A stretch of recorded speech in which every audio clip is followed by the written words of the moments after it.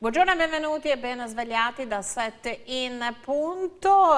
Nonostante non ci sia ancora la data delle elezioni regionali, indubbiamente è partita la campagna elettorale, perlomeno per quanto riguarda il centro-sinistra, che ha presentato il candidato alla presidenza della Regione Veneto Giovanni Manildo già circa da un mese, mentre il centrodestra, come sapete, ancora dialoga su chi deve essere incaricato, ma il centrosinistra, che si presenta compatto a questa consultazione elettorale, ha anche delineato quelle che sono le liste. Qui con me ho Vanessa Camani, buongiorno e benvenuta. Buongiorno, grazie per l'invito.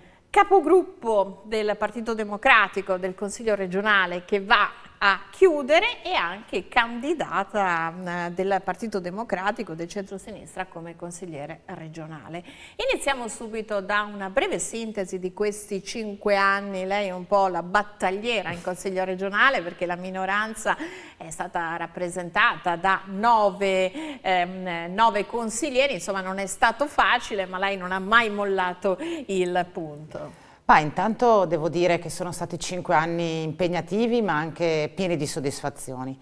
Impegnativi perché i numeri che ci aveva riconsegnato l'ultima tornata elettorale erano numeri impietosi, quindi non avevamo neppure quegli 11 consiglieri necessari per accedere ai cosiddetti organismi di garanzia, la richiesta di un consiglio comunale regionale straordinario e alcuni atti all'ordine del giorno. Quindi abbiamo dovuto ovviamente sopperire con la politica, dove le regole non ci consentivano di far valere il nostro peso, ed è per questo che sono stati impegnativi, perché non si poteva mollare mai neppure un giorno, però anche molto ricchi di soddisfazione. Abbiamo ottenuto risultati importanti, siamo riusciti a incrociare alcuni bisogni che a nostro giudizio andavano ascoltati, siamo riusciti insomma a costruire e a essere, diciamo, a fare quell'attività propedeutica al fatto che oggi siamo pronti per le elezioni regionali, cioè siamo riusciti a costruire tra i consiglieri di minoranza e dentro la società le premesse per realizzare oggi quell'impegno che ci eravamo presi 5 anni fa. 5 anni fa avevamo detto: la prossima volta si arriva per tempo, con un candidato forte, con una coalizione larga e con tante candidate e candidati nella nostra lista del Partito Democratico e nelle liste che con noi sono alleate credibili. Ecco, questo è un impegno che ci eravamo assunti 5 anni fa e che oggi possiamo dire di aver realizzato. Quali risultati che avete ottenuto in questi 5 anni di legislatura, anche per spiegare ai telespettatori, pur nella difficoltà di essere una minoranza risicata? Allora, il primo e il più importante secondo me è quello sulle borse di studio. La regione del Veneto era una delle pochissime regioni in Italia che non erogava a tutti gli studenti idonei a ricevere la borsa di studio il sussidio, per mancanza di fondi.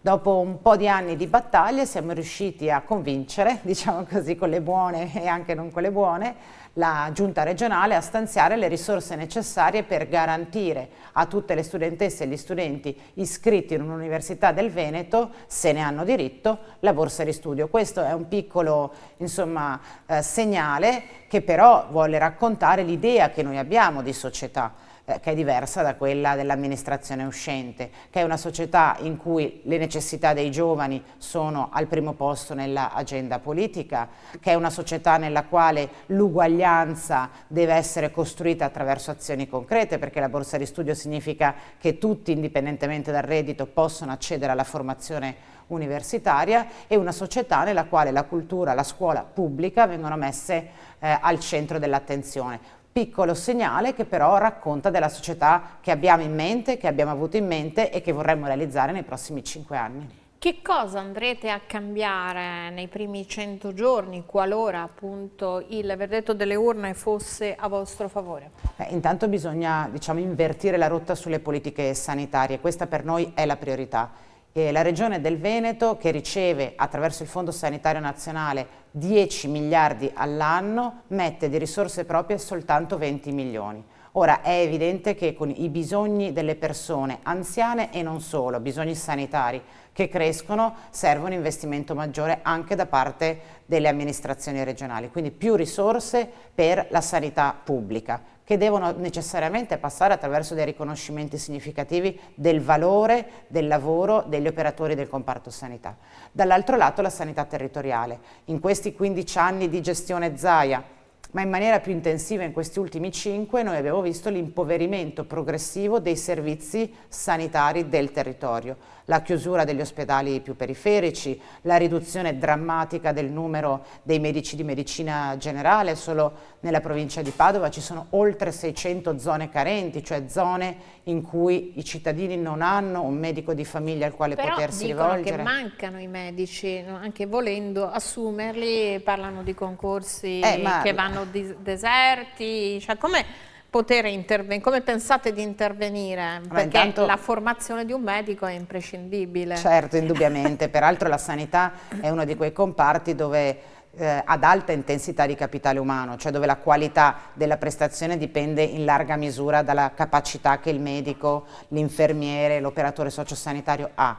E anche da un benessere in cui opera. Esattamente, allora io questa cosa che la politica, che ha tutte le leve diciamo del potere, anziché risolvere il problema, come è stato in questi 5 anni, si limiti a enunciarne le difficoltà senza mai provare a risolverle, a me non piace. Certo che c'è carenza dei medici, come mai però la regione del Veneto è la regione nella quale questa carenza è più evidente che in altri territori? Come mai oltre 4.000 infermieri si sono dimessi negli ultimi anni dalle strutture pubbliche per andare a lavorare da altre parti? Cioè è evidente che c'è un problema generale che riguarda la carenza di personale medico e che di certo non si risolve cancellando il numero chiuso alla facoltà di medicina, ma c'è anche una necessità per questa regione di investire di più, dicevo, sulla valorizzazione degli operatori del comparto sanitario. Quindi aumentare gli stipendi, aumentare gli stipendi, a garantire loro condizioni lavorative attraverso un'organizzazione diversa che siano accettabili principalmente, e costruire le condizioni affinché le responsabilità che il medico si assume siano commisurate alla qualità della vita che a loro si offre. Non è che non ci sono medici, è che in questa regione in particolare i medici, anziché lavorare nella sanità pubblica, preferiscono lavorare nella sanità privata. Questo è un problema di remunerazione, ma anche di organizzazione del sistema sanitario regionale. Ma questa organizzazione non dipende dalla carenza di organico, da una coperta corta, o solo è un'organizzazione che può essere gestita meglio? È una questione di gestione? Può essere sicuramente gestita meglio, perché l'organizzazione su turni stressanti, con orari di lavoro intollerabili è un tema. Così come è un tema mettere a confronto i dipendenti del sistema pubblico che guadagnano al massimo 90 euro all'ora con i gettonisti con meno specializzazione e meno capacità che guadagnano il triplo. I gettonisti non sono più possibili, o sbaglio? I gettonisti non sono più possibili perché il governo ha detto così, in realtà attraverso attraverso le cooperative vengono assunti direttamente attraverso un'altra formula, però l'ingresso di personale medico non dipendente del sistema sanitario regionale dentro i nostri ospedali, soprattutto in alcuni reparti come l'emergenza urgenza, è un fenomeno ancora assolutamente presente nei nostri ospedali. Quindi la valorizzazione del personale e del capitale umano è a nostro giudizio fondamentale. Avete qualche proposta di reclutamento di personale sanitario, non so, dai paesi stranieri, oppure c'è materiale umano a disposizione, basta trattenerlo? C'è materiale umano a disposizione, approfitto per dire che il collo di bottiglia non è la facoltà di medicina ma le specializzazioni, quindi per i numeri che le facoltà di medicina e le specializzazioni stanno producendo in questi anni, noi non dovremmo trovarci in una situazione di tale carenza. Il punto è che l'Italia è fanalino di coda nelle retribuzioni del personale del comparto sanità e il Veneto è uscita un'indagine recente e addirittura l'ultimo in Italia per le retribuzioni per gli infermieri, che sono una delle categorie che manca ancora più della categoria dei dirigenti medici. Quindi, come in tutti i lavori, che siano i camerieri per la stagione estiva, a maggior ragione per i professionisti della sanità, la valorizzazione anche sotto il profilo sia economico ma della qualità della vita sono due elementi che ci potrebbero consentire di avanzare in maniera significativa in questa tristissima classifica.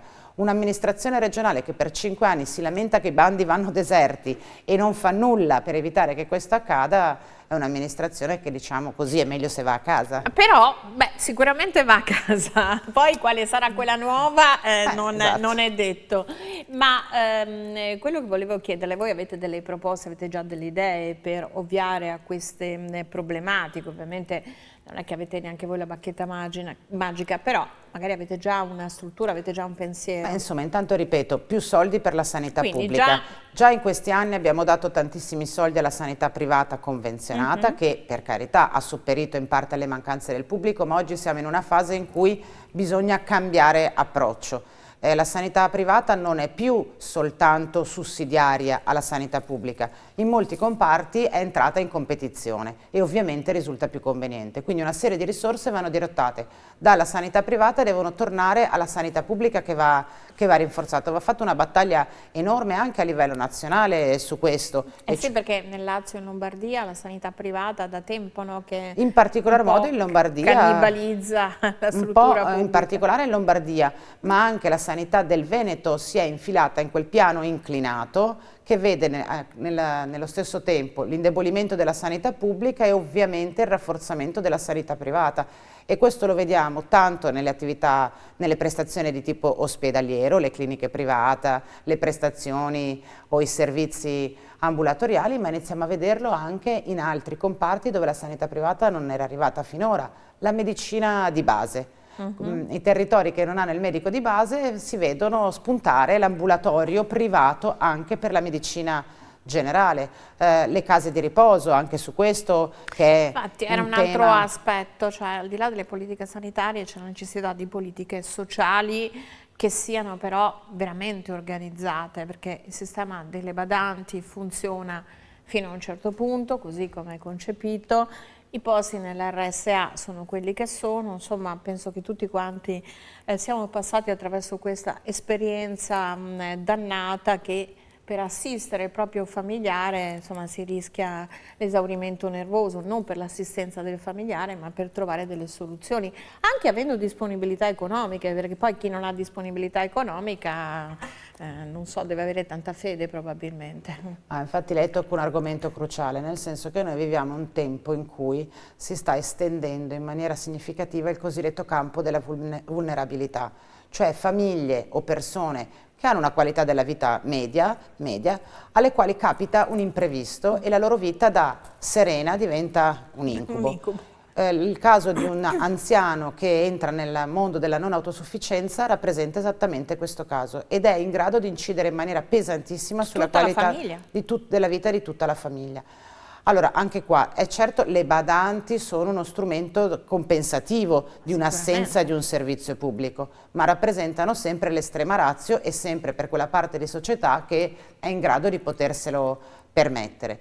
Il vulnus vero di questa regione nei servizi sociali e sociosanitari, come quello che riguarda la non autosufficienza degli anziani, ma che può coinvolgere anche delle persone con disabilità, ad esempio. Basta anche una persona che ha un incidente. Esatto, il problema è esattamente lo stesso. Ricordo che il Veneto è l'unica regione in Italia che non ha ancora la famosa riforma delle IPAB, cioè la riforma delle case di riposo, e questo ha inciso moltissimo in questi anni. Che vuole spiegare? Perché spesso non si sente questo refrain, la riforma delle IPAB, e da chi non l'ha ancora fatta dice ma non è così fondamentale. Ci vuole cogliere l'occasione per spiegare proprio nel dettaglio perché sarebbe necessaria questa riforma e che cosa comporterebbe? Allora, intanto bisogna vedere come la si fa, perché Zaia quando è stato eletto 5 anni fa, 50, ormai è un incubo, no, 5 anni fa. Il terzo mandato non è stato concesso. Che sarebbe stato il quarto, quindi insomma, sì, diciamo, anche quando mio. È stato eletto questa già terza volta, il primo giorno è venuto in aula e ha depositato un progetto di legge di riforma delle case di riposo, che evidentemente è rimasto nel suo cassetto perché neanche in questa legislatura ha mantenuto quella promessa. Perché è importante la riforma delle IPAB? Uno, per riorganizzare la governance delle residenze per anziani. distinguendo le responsabilità, mettendo in chiaro anche in questo campo le responsabilità del pubblico e gli spazi a disposizione del privato, costruendo una relazione rinnovata con gli enti locali che molto spesso si trovano insieme alle famiglie a doversi far carico dei costi, a rivedere completamente il sistema dell'impegnativa di residenzialità, cioè della quota di cui la Regione e lo Stato si fanno carico per mantenere un anziano non autosufficiente in struttura. Che dovrebbe essere più alta di quella di adesso, in modo che quella della famiglia possa essere un po'... In questa legislatura hanno modificato questa normativa e l'hanno ridotta, ovviamente, erano prima su 3 livelli, ora c'è un unico livello, ovviamente rivisto al ribasso, che copre meno della metà delle spese, ma capiamo benissimo che perché dovrebbe coprire soltanto le spese sanitarie, mentre le spese cosiddette alberghiere dovrebbero essere a carico della famiglia, se se lo può permettere, o dell'ente locale. È evidente che però è molto difficile quando si parla di una persona, un anziano non autosufficiente o un disabile, definire esattamente dove finisce il bisogno sanitario e dove inizia il bisogno sociale. E su questo c'è la grande mancanza della Regione del Veneto, che ha sempre fatto il minimo indispensabile, sempre poi per la logica del risparmio, dello spendere meno. Oggi, attualmente, mentre parliamo, ci sono oltre 10.000 anziani non autosufficienti veneti in attesa di avere un posto in casa di riposo. Andrebbero costruite nuove RSA? Andrebbero riorganizzate completamente. Guardi, per La badante di quartiere, queste visioni... ci sono in alcuni territori delle strutture di copertura delle esigenze di assistenza, però perché anche la badante... Insomma, H24 in una famiglia, per quanto può scattare anche il burnout, non andrebbe anche regolamentato questo lavoro in maniera diversa probabilmente, in modo da permettere anche a chi non ha un'occupazione di trovare un'occupazione che non sia un'occupazione che uno può vivere come momento e poi finché non trovo qualcosa di meglio? Ma diciamo che i servizi sociali dovrebbero seguire l'andamento delle modificazioni che ci sono nella società. Fino a meno di un decennio fa, l'anziano non autosufficiente che aveva bisogno, a proposito di riforme che servono appunto per aggiornarsi, l'anziano non autosufficiente che aveva bisogno di un posto in una residenza era un anziano con gravi patologie, molto spesso allettato, che aveva principalmente bisogno di servizi infermieristici o di assistenza sanitaria. Oggi la stragrande maggioranza, le ultime statistiche parlano addirittura dell'80% delle persone che entrano in casa di riposo sono persone che hanno patologie connesse, la patologia principale, connesse al morbo di Alzheimer o al decadimento cognitivo. È chiaro che questo tipo di paziente ha necessità totalmente diverse da quello a cui eravamo abituati a pensare quando ci immaginavamo l'anziano in casa di riposo una ventina d'anni fa. Questo significa dover ristrutturare completamente l'idea di casa di riposo che abbiamo, anche rispetto alle professionalità che dentro quell'istituto l'anziano deve avere a disposizione. Oltre all'infermiere, all'operatore sociosanitario, al medico, iniziano a servire logopedisti, neuropsichiatri, cioè soggetti esperti di questo tipo di patologie, ma la stessa struttura va ripensata in maniera diversa. Quindi serve mettere mano al tema delle residenze per anziani perché è il problema del futuro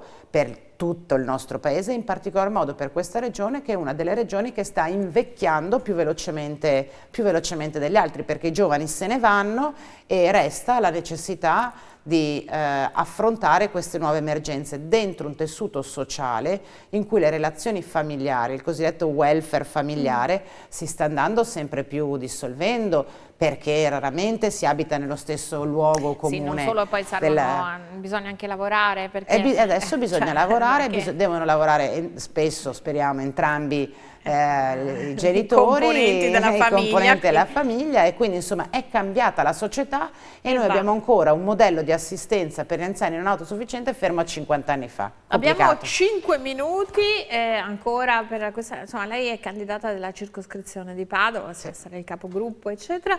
Per Padova, per questo territorio che progetti ha in mente? Intanto ci abbiamo lavorato in questi 5 anni, anche se io sono convinta che sedere in Consiglio regionale significa fare lo sforzo di dare una lettura complessiva a livello regionale. Non siamo soltanto i rappresentanti di una provincia, ed è quello che è mancato in questi 5 anni. Ed è una critica che io ho sempre rivolto all'amministrazione uscente, cioè di lavorare per compartimenti stagni. I trevigiani, i vicentini, che poi si fanno la strada che unisce i due territori. Ecco, si chiama Pedemontana? Si chiama Pedemontana.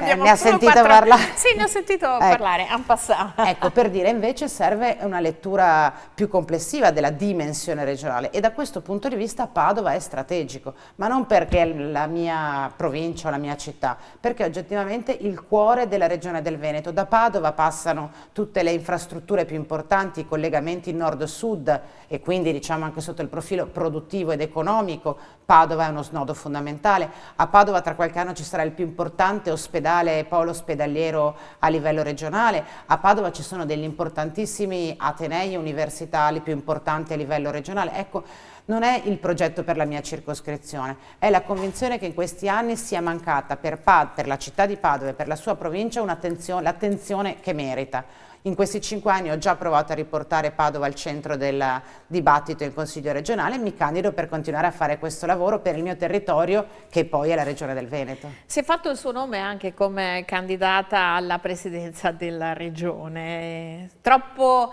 animata per rappresentare quel ruolo, forse in una coalizione ampia, anche volendo in qualche modo intercettare coloro, no, che hanno votato la lista Zaia al centro di tanta discussione, che comunque non sono magari ideologicamente del centrodestra. Serviva una figura più pacata? No, non lo so.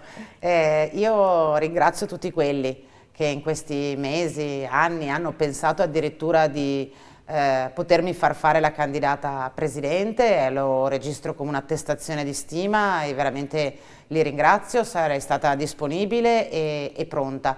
Non so perché poi si è scelta una figura diversa. Io penso e spero che sia la scelta migliore, anzi farò di tutto per dimostrare che Giovanni Manildo è la scelta migliore per il centro-sinistra. Certo, io non ho, diciamo, ambiguità, ecco, questo è sicuro. Questo penso che chi mi sostiene sa che come la penso per la lotta alle diseguaglianze, per il ruolo delle giovani generazioni, per l'importanza dell'emancipazione femminile, quindi su questo, diciamo, se ero troppo a sinistra lo prendo come un complimento, e anzi ne approfitto per dire che chi mi vota sa cosa vota senza dubbio. Senta, il nome ancora non c'è della controparte del centrodestra, ma che idea, senza entrare nel merito delle singole personalità, cioè è un vantaggio che state acquisendo? Questa incertezza secondo lei avrà un impatto sull'elettorato del centrodestra? E tra i nomi che si vociferano,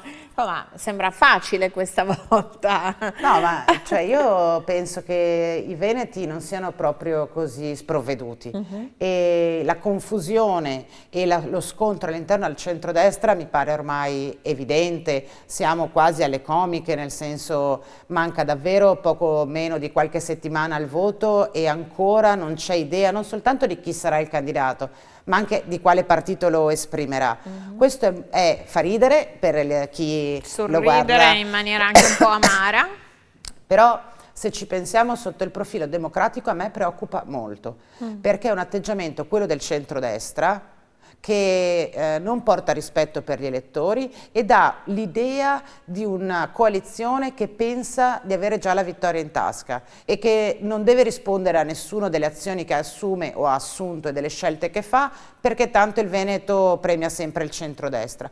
È preoccupante, ed è la ragione per cui io sono convinta che oggi più che mai non solo sia possibile vincere, ma sia utile che dentro quelle stanze che per 15 anni ora e con i 15 anni precedenti fanno 30, sono rimaste chiuse, con i cassetti ben chiusi, sia davvero doveroso per questa regione cambiare aria. Il Veneto e i veneti non sono proprietà di Zaia e del centrodestra. Se hanno rispetto per gli elettori si confrontino con, come dire, con appunto il rispetto che questo appuntamento elettorale fondamentale dovrebbe indurre ad avere. Io ringrazio Vanessa Camani, attuale capogruppo del Partito Democratico in Consiglio regionale del Veneto e candidata a consigliere regionale per la circoscrizione di Padova, sempre del Partito Democratico. Grazie e buona giornata e buon lavoro. Grazie mille.